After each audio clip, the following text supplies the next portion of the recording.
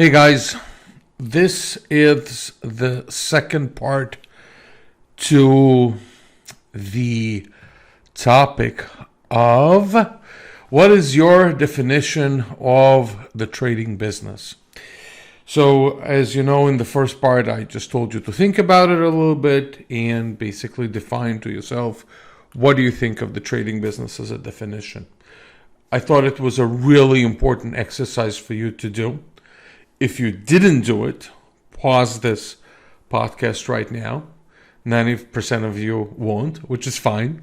But the 10% of you that actually like to make an extra effort, pause it right now and think of the definition of the trading business.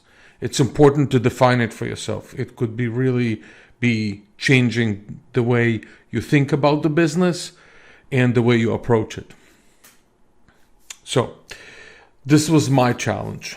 When I defined the trading business, there were certain goals that I wanted to achieve. And what I said them to be is basically, one, is address the fact that it's a decision-making activity.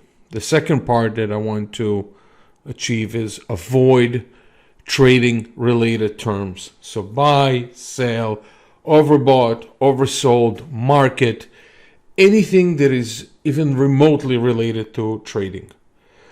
The third part was to demonstrate that emotions have very little or no room in trading. For the most part, it's not a good thing when emotions take over, and this is where you have the FOMO, fear, and greed, and other emotions that could be reflected in your trading as opposed to taking decision. And the last part, of course, I wanted to address the fact that you got to have a P&L, which stands for profit and loss, that is positive. I want to talk for a minute about, my second goal, which is avoiding traded-related terms.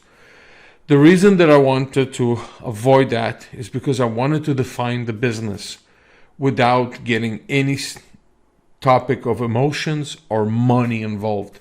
And I felt that if I put those terms in, such as buy, sell, profit, loss, or even using words such as taking advantage of less experienced people in the market, I always felt that it really borders with some sort of an emotion that's related to it. And I wanted to define it in a way that it would be something that is really logical and would apply to the aspect of the decision making. So this is what I came up with. This is my definition of the trading business. Here it is. A decision making activity where you must choose reality-based actions rooted in a logical method where reward must outweigh risks for a positive overall outcome. And again, I'm going to say it slowly, okay? Because I think those of you who are sitting at home and not driving and have a pen and paper should write it down. And if you are driving and listening to this, maybe you'll come home and listen to this episode again. So I'm going to say it slowly.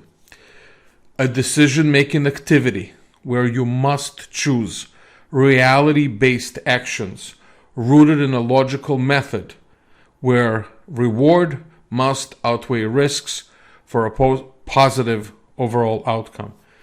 Let me explain the essence of the sentence and why I think it should be really the foundation for many beginners.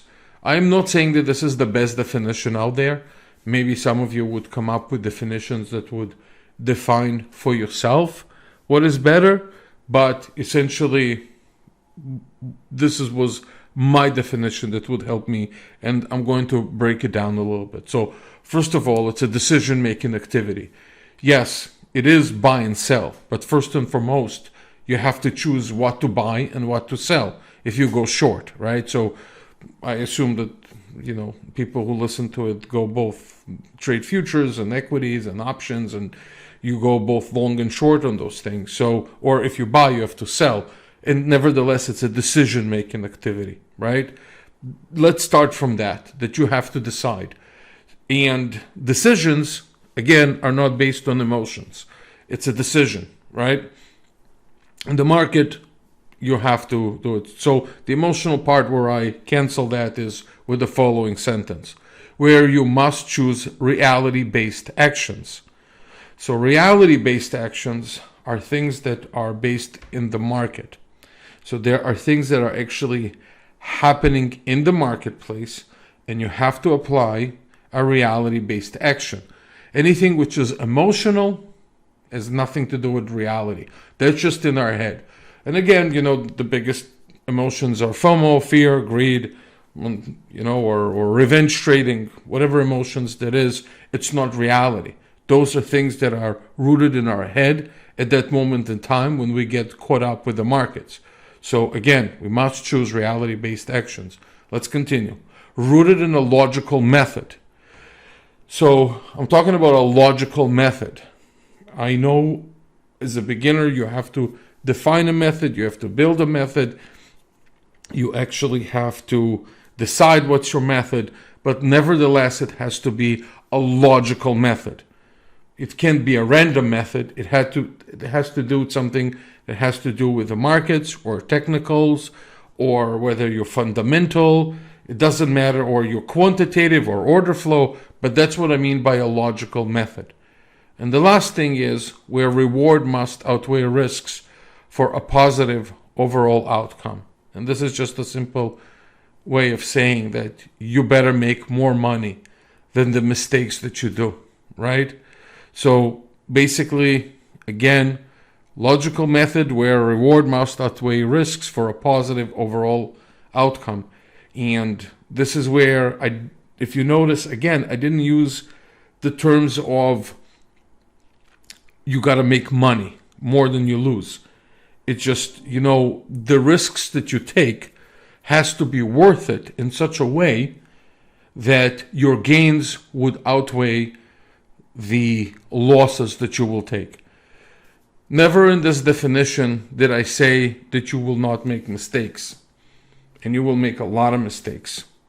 Never in this method did I say that every decision that you will make has to be the right decision, because out of 10 decisions, many times you'll also make decisions that will not give you the results that you wanted. And this is what I say, the risks, where the reward must outweigh risks, but for a positive overall outcome.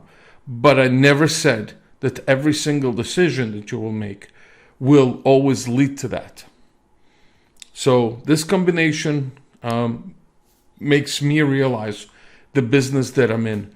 Again, you can have your own definition. This was my definition.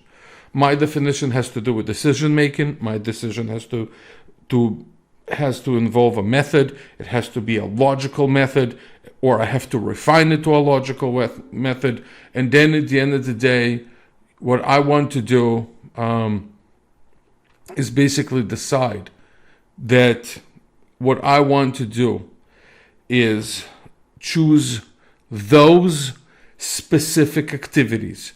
Okay, and I'm going to repeat again. I want to choose those decision-making activities where I think that the minute I take them, there is more reward and risk behind it. And that's basically it. This is the decision. This is the definition. You can basically, again, interpret my definition in the way that you want it. Maybe you want to interpret it in a different way. Maybe you want to add on top of it. Maybe there's things that you want to change in it. Again, I don't claim to have the right definition. I wanted to tell you that I'm going to find a definition that is right for me, that is right for my nature and for my character and the way I like to do things. And I'm just sharing it with you here, right? So some of you who do not have inspiration, or some of you are lost in the trading world, I hope that this definition helps you. I'm going to keep this podcast short because after all, it's just a definition. And basically, again, I challenge you to create your own. I wish you a fantastic week, and I wish you the best of luck in trading. And again, I'd love to earn your business. So come to www.optimusfutures.com, call us, or email us, support@optimusfutures.com. We will help you out with trading, with finding platforms, or anything that you need help with. And again, I'm looking forward to hearing from you. And don't hesitate to call me too. Look, if you need a broker and you need help or anything like that, I'm always helping. I work 24/7. So please don't hesitate to call us. Our toll-free number in North America is 1-800-771-6748. Again, 1-800-771-6748. And our local number is 561-367-8686. Thank you. And again, I wish you all the best. Bye-bye.